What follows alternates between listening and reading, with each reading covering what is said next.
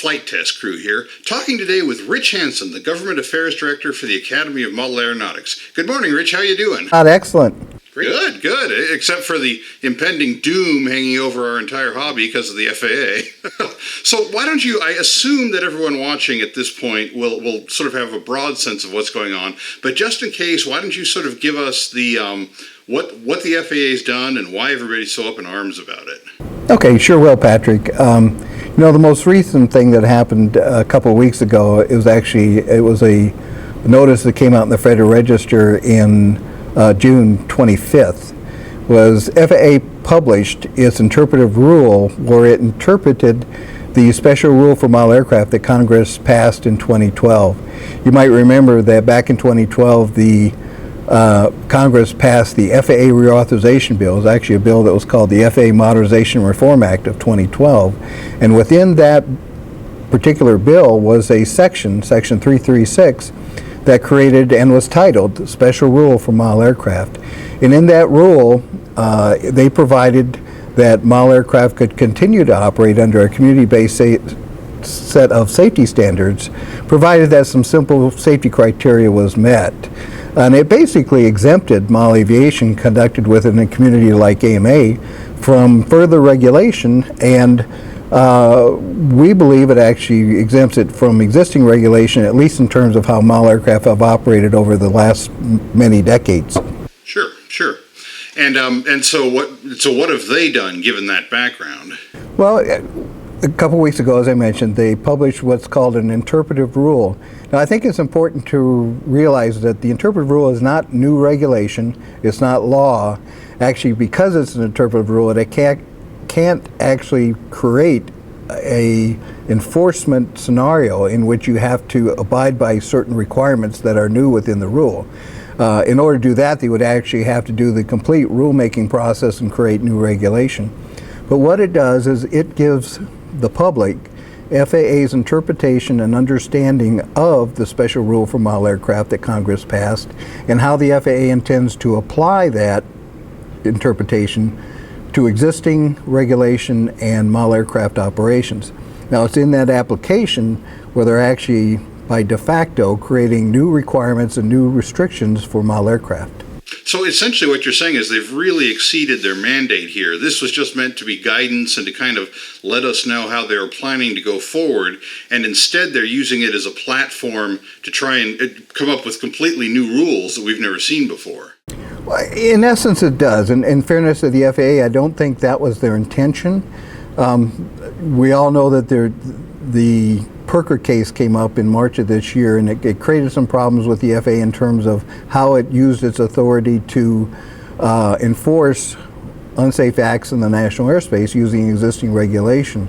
So what they were trying to do with the interpretive rule was show how how model aircraft or unmanned aircraft fall within existing regulations and how unsafe activities would be handled in the future.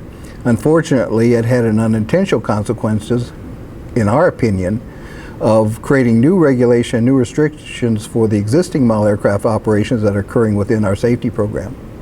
Got it. So essentially they're trying to come down with these new rules and supplant the AMA's congressionally mandated role as a community-based organization. Is that it?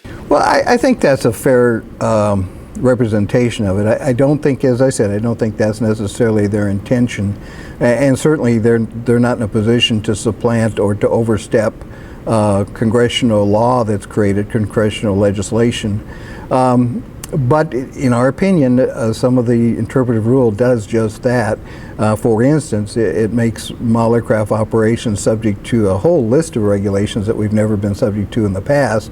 It targets some very specific modeling activity. In this case, it was first-person view, or FPV, where through its interpretation and its creating definitions for the language within the law, by that act in and of itself would prohibit the use of certain types of technology within FPV. Wow. And then also, like, for example, you would, and this is admittedly my reading, but it's like it would prohibit you from flying a model aircraft in Class B airspace. And I understand that the AMA has close to 100 chartered fields in Class B airspace. And I was reading an article online just the other day that said this would mean if you were just a child with a little $20 toy helicopter you bought at the mall, whose neighborhood happened to be in Class B airspace, you technically couldn't fly that unless, of course, that child happened to be a full-size manned aircraft pilot. And you're absolutely right. AMA does have close to 100 clubs that are operating within Class B airspace. Quite honestly, the vast majority of these clubs were operating there before there ever was Class B airspace. You got to remember that model aviation has been around since the turn of the 20th century, and AMA was founded in 1936 before there was Civil Aeronautics Board, let alone the FAA that came into being in 1958. So a lot of this activity occurred before these rules ever existed, and we've never been subject to those rules up to now. And it could effectively sunset some clubs that are in Class B airspace. Now, we've talked to the FAA, and they have explained to us that that was never their intentions. But it does create a situation where you actually have to have authorization to be in that airspace, whereas in the rules provided by Congress gives the guidelines to modelers to contact the authority, but not necessarily get authorization. Now that takes us down a whole nother road about what happens when you contact the airport or contact air traffic control. We certainly expect that would open a dialogue between the modeler and those authorities and determining whether or not the activity that they're planning to do is safe and appropriate for where they want to fly. And we wouldn't expect modelers to go out there and to fly in the face of a meaningful and earnest objection on safety grounds. But by the same token, we would not want an overbearing individual just to say a flat no just because they don't want to deal with the issue and prohibit the modeler from flying in an area where he normally would be able to fly and could certainly fly there safely. Sure, that makes sense. Now, you mentioned you've sort of hinted at this, but you and several other representatives from the AMA met with representatives from the FAA just in the past few days, right? Sort of what came out of that meeting? What can you tell us there? We did. We requested a meeting with the senior manager of the FAA shortly after the Interpretive Rule was published in the Federal Register, and we met with them last Wednesday. I think that was the 9th of July.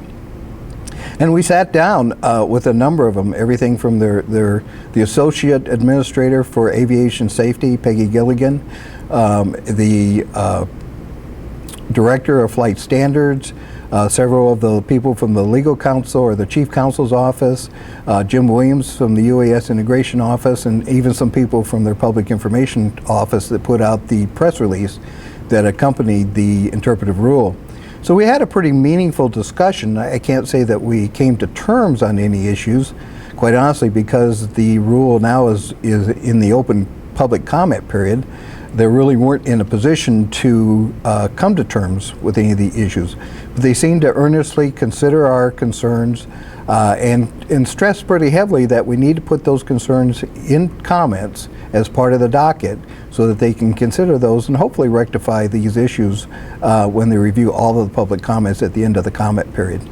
Now that, I think, brings us to the next crucial issue, which is what can those of us out here in the world do to help? I mean, we should obviously all be sending our comments to the FAA. And also, I've been surprised, read an article just the other day that said that the level of comments are really lagging so far. So tell people how to comment, tell them how they should go about commenting, what an effective comment should look like. Sure. There are several ways that you can comment, and I know there's been some reflection on the number of comments that have been submitted through the regulations.gov webpage, because it actually gives you a ticker on the number of comments made there. But you can also comment in writing and mail that into the FAA, or you can fax it in as well, or if you really want to, you could take it in hand and hand deliver it to their doorstep. So there's several other ways that you can comment, so that's not the total number.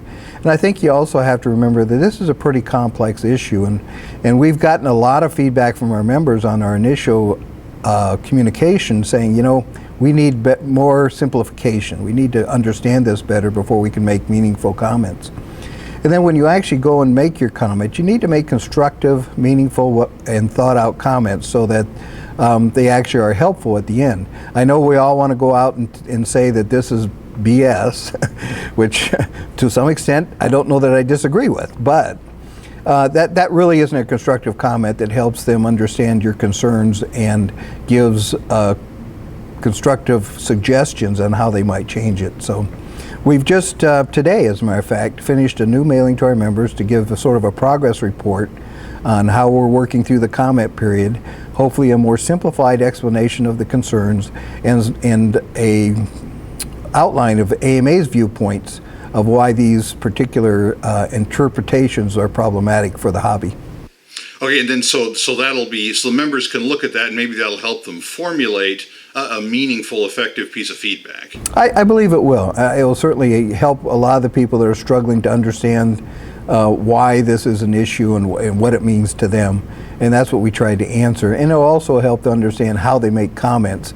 There's a short video there that has a little bit of a tutorial on how you go to regulations.gov and submit your comment. There's also links on the new web page that'll take them to the right places so they can make that comment. That's very helpful. I mean, I suspect I'm probably sort of better informed about these issues than most modelers, having been involved in the politics of this for a while. And I have to confess, I myself find it intimidating. So I can imagine some guy who's only out there enjoying the hobby and having a grand time of it and suddenly finds themselves thrust into this battle would be a bit intimidated. Absolutely. I mean, I've been doing this since 2008, and I've been dealing with FAA regulations all of my adult life. I got my first pilot's license when I was 18 and spent 40 years in a career with commercial aviation and public aircraft aviation. So, I'm very familiar with the regulatory process and how you use regulation in operating in the airspace. But the average modeler knows very, very little, if anything, about that. And, I've pored over this interpretive rule to get a clear understanding in my head of what it means to the hobby. So I can only imagine what a struggle it is for those people that don't deal with this type of technical information on a day-to-day basis. Yeah. Now, do you have any idea how the industry is responding to this? Like Horizon, Align, DJI? Any word from those people at all, what they're doing? Absolutely. We've already had discussions with Horizon and Hobbyco Great Plains. They're on board and helping get this message out. We're also talking to other names in the industry to help them.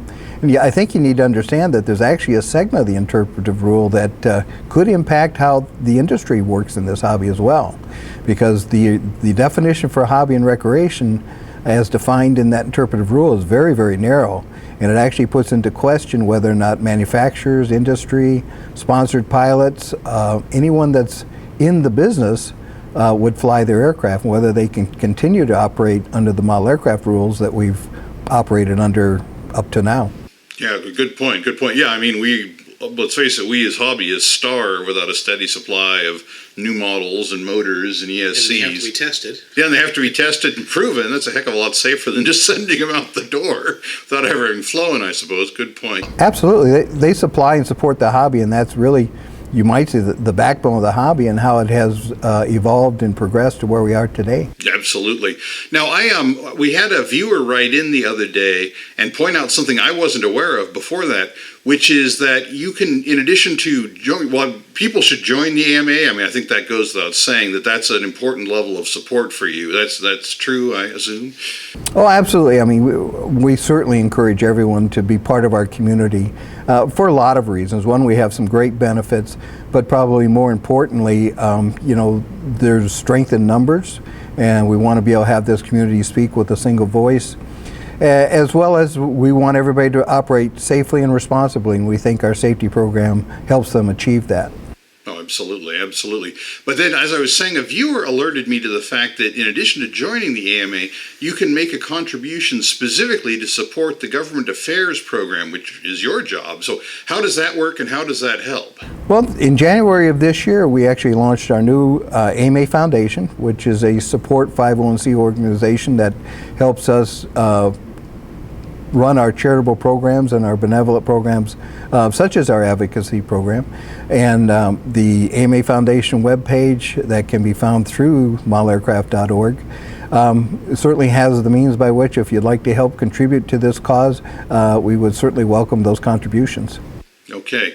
I mean, I think the person wrote in to say membership is great, but we really need ammo on the advocacy side, and that made sense to me. And I think it's useful to get that information out there so people are aware of it. Sure, and this is an activity, that takes a fair amount of resources, and it's not an activity that, fortunately, we have to deal with every day, where there is a very intensive activity to address a specific issue.